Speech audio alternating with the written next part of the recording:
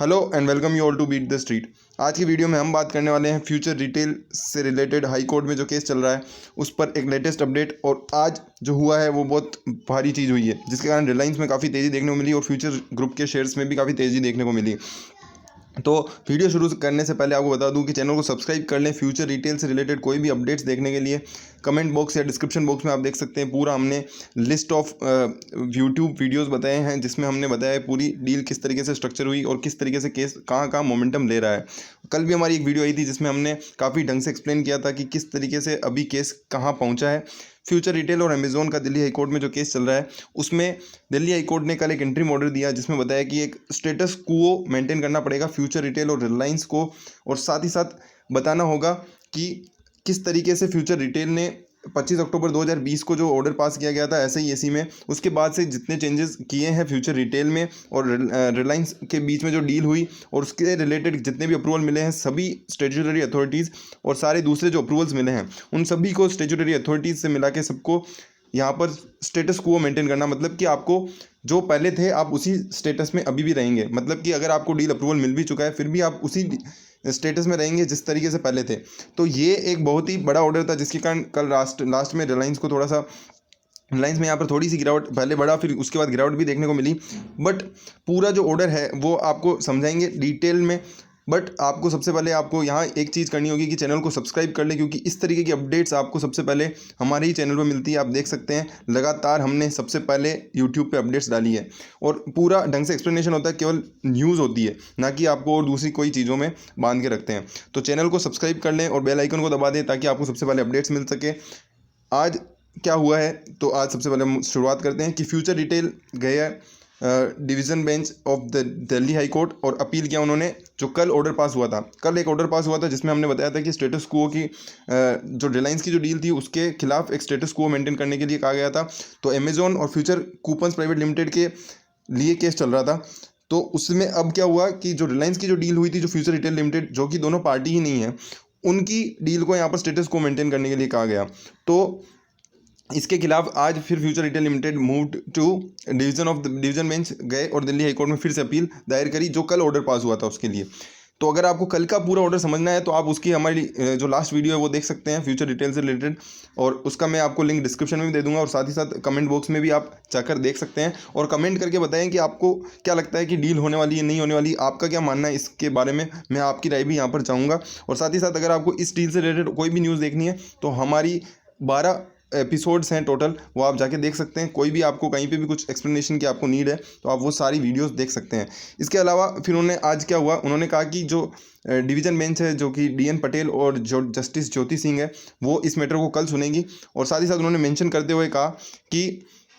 Senior advocate जो कि future retail के लिए लड़ रहे थे डेरियस खम्बाटा, उन्होंने कहा कि इस एप्लीकेशन पर जो hear their stay application today afternoon itself, उनको कहा कि जो खम्बाटा है उन्होंने कहा कि हमारी आज ही सुन लें ताकि जल्दी से जल्दी इस चीज़ का निपटारा हो सके और इस चीज़ को ख़त्म किया जा सके। क्योंकि हमारी डील के कारण हमारी इंसॉल्वेंसी तक का मैटर आ चुका है कि अगर ये नहीं होता है तो फ्यूचर रिटेल और फ्यूचर ग्रुप की कई सारी कंपनीज़ को इंसॉल्वेंसी फाइल करनी पड़ेगी। और अगर आज इंसॉल्वेंसी और बैंकरप्सी कोड होता तो आज हम इंसॉल्वेंसी में होते, यहाँ तक वो कह चुके हैं। जिसका कि हमने फर्स्ट हियरिंग हुई थी जिसमें भी आपको बताया था कि डिटेल्ड में कि किस तरीके से खम्बाटा ने एक्सप्लेनेशन दी है कि अगर ये डील नहीं होती है तो किस तरीके से फ्यूचर ग्रुप पूरा बर्बाद हो जाएगा और सबको इंसॉल्वेंसी में जाना पड़ेगा। फिर साथ ही साथ उन्होंने बताया कि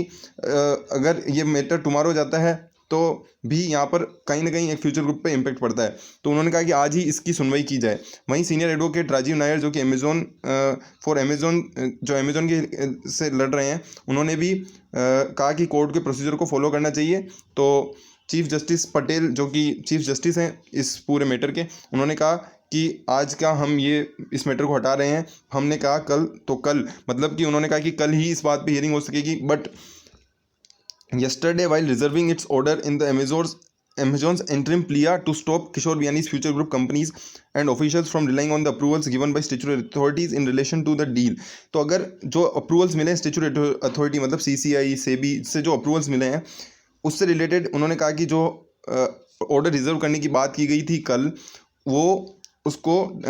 ए सिंगल जज bench of Justice JR Midha had directed Future Retail Limited to maintain status quo in relation in with the Reliance deal. तो उन्होंने कहा कि जब बात फ्यूचर ग्रुप कंपनीज से रिलेटेड चल रही थी तो फ्यूचर कूपन्स प्राइवेट लिमिटेड और अमेजॉन के बीच में बात चल रही है, तो उन्होंने स्टेटस क्यू मेंटेन करने की क्यों कहा गया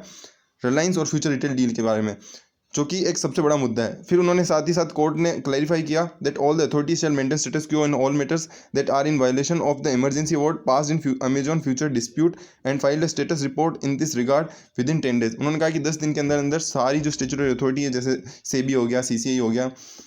और अप्रूवल जो इनके मिले थे और NCLT में इन्होंने जो फाइल किया हुआ है, तो उन सभी अथॉरिटीज़ को बताना है कि क्या इनकी जो पूरी डील का क्या स्टेटस है, क्या डिस्प्यूट चल रहा है, और इमरजेंसी अवार्ड से रिलेटेड जो क्वेरीज थी, जो कि हमने आपको कल की वीडियो और पहली वीडियो में डिस्कस किया था कि इमरजेंसी अवार्ड इंडिया में माना जाएगा नहीं माना जाएगा, और SIAC का जो ऑर्डर है उसको किस तरीके से इंडिया में ट्रीट किया जाएगा। कल तक की जो हियरिंग थी उससे ये समझ में आ रहा था कि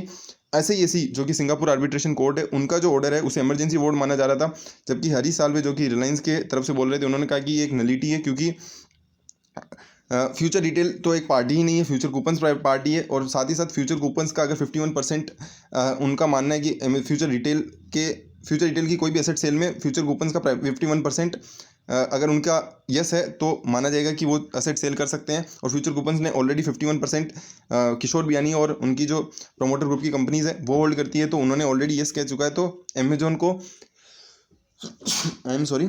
उनको यहाँ पर अड़ंगा नहीं अपनाना चाहिए, और उनकी 1400 करोड़ के चक्कर में यहाँ पे वो 25,000 करोड़ की डील को ठुकरा रहे हैं। उन्होंने साथ ही साथ कहा कि हम 1400 करोड़ रुपए प्लस इंटरेस्ट देने को तैयार है, बट अमेजॉन ने उसे लेने को मना कर दिया है। फिर उसके बाद कल नेगोशिएशन के लिए बोला गया, तो भी फ्यूचर रिटेल ने यहाँ मना कर दिया, और उन्होंने कहा कि हम अगर नेगोशिएशन में गए तो यहाँ पर काफ़ी टाइम पास करेंगे ये, और अमेजॉन अगर ये चाहती तो पहले भी कर सकते थे, बट उन्होंने नहीं किया, और अगर हम इसमें अगर नेगोशिएशन में जाते हैं तो उन्होंने ये करने से मना कर दिया, और कहा कि अगर हम नेगोशिएशन में जाएंगे तो इससे और ज़्यादा टाइम पास होगा। तो कल जो डिसीजन दिया गया उसमें गौरव सुब्रमण्यम जो कि अमेजॉन के लॉयर थे, उन्होंने साफ साफ बताया कि किस तरीके से एक इमरजेंसी अवार्ड को आर्बिट्रल ट्राइब्यूनल मानना चाहिए। तो उन्होंने यहाँ पे साफ एक्सप्लेन किया कि सिंगापुर आर्बिट्रेशन कोर्ट का जो भी आर्बिट्रेशन है उसमें यहाँ पर साफ साफ उसको एक आर्बिट्रल ट्राइब्यूनल की तरह बनाया गया है, और इमरजेंसी अवार्ड को एक आर्बिट्रेटर मानना चाहिए, क्योंकि इंडिया का जो आर्बिट्रेशन एक्ट है उसमें साफ साफ लिखा हुआ है कि अगर आर्बिट्रल ट्राइब्यूनल यहाँ पर ऑर्डर देती है तो वो इंडिया में एप्लीकेबल होता है। पर यहाँ पर जिस तरीके से रिलायंस और इन्होंने एक्सप्लेनेशन दी है वहाँ पर ये क्लियर नहीं होता था। तो कल जो ऑर्डर दिया गया, एक इंटरिम ऑर्डर दिया गया कि सब स्टेटस बताएंगे, सबसे पहले तो स्टैट्यूटरी अथॉरिटीज़, और इसके अलावा जो भी सारी अथॉरिटीज़ थे उनका यहाँ पर होने वाला था। और इसके अलावा फिर एक और जो चीज़ हुई वो ये थी कि कंपनीज जो भी हैं उन रिलायंस और फ्यूचर रिटेल के बीच में जो डील हुई, वो पूरी डील का जो जितना भी चेंजेस हुए हैं 25 अक्टूबर के बाद जब इमरजेंसी अवार्ड आया था उसके बाद से जो भी चीज़ें चेंज हुई है वो भी आपको बतानी पड़ेगी दिल्ली हाई कोर्ट को। तो अभी इन्होंने 10 दिन का टाइम दिया है जिसमें उनको सबको एक्सप्लेनेशन देनी है कि कहाँ पर क्या क्या चेंज हुए हैं और किसने कितना स्टेटस मेंटेन किया है। बट कल जो स्टेटस को का जो ऑर्डर दिया गया उसको चैलेंज किया गया, और आज जो चैलेंज हुआ उन्होंने कहा कि हम कल इसकी हियरिंग करेंगे। तो इस ऑर्डर को सुप्रीम कोर्ट तक फ्यूचर रिटेल ने खींच दिया, और फ्यूचर रिटेल ने कहा कि उस स्टेटस को का ऑर्डर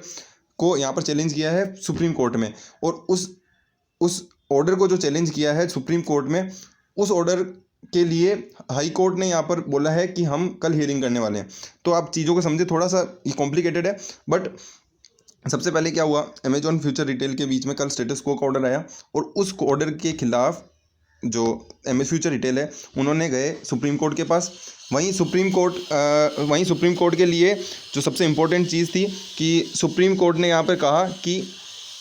पहले दिल्ली हाई कोर्ट के पास जाओ। तो उन्होंने बोला नहीं ऐसा, बट दिल्ली हाई कोर्ट ने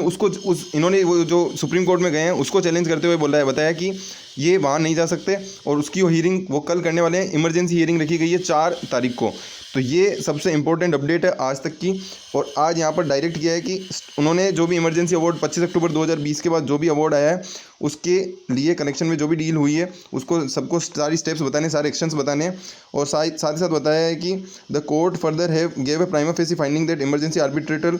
rightly proceeded against FRL that the emergency award was not a nullity and it was enforceable under section 17(2) of the arbitration act। तो ये सबसे इंपॉर्टेंट अपडेट है कि उन्होंने माना है कि ऐसे ही का जो ऑर्डर है इमरजेंसी अवार्ड वो एक आर्बिट्रेशन ट्राइब्यूनल माना जाएगा और इमरजेंसी अवार्ड माना जाएगा और ये एक नलिटी नहीं है। तो ये एक रिलायंस के खिलाफ आया था बट इसको चैलेंज कर दिया है आज फिर से सुप्रीम कोर्ट में, और उस सुप्रीम कोर्ट को जो चैलेंज किया है उसे दिल्ली हाई कोर्ट ने फिर से चैलेंज किया है। जो अब दिल्ली कोर्ट में कल इसकी हियरिंग होगी। जो डेजेस खंबाटा यहाँ पर रिप्रेजेंट करने वाले हैं जिनके उन्होंने आज रिक्वेस्ट की थी कि आज ही इसकी हियरिंग की जाए, बट क्योंकि आज वो मैटर्स अलाउड नहीं है तो कल इस पर हियरिंग होने वाली है। तो सबसे पहले अपडेट्स आपको इस चैनल पर मिलने वाले हैं, तो चैनल को सब्सक्राइब करके रख लें और जो सारी वीडियोस के लिंक्स हैं मैं वो डिस्क्रिप्शन में दे दूंगा, तो आप जाके चेक कर सकते हैं कि किस तरीके से डील का स्ट्रक्चर चेंज होता जा रहा है और क्या अपडेट्स लगातार अपडेट्स आ रही है जो हम आपको सबसे पहले देने वाले हैं। तो चैनल को सब्सक्राइब कर लें,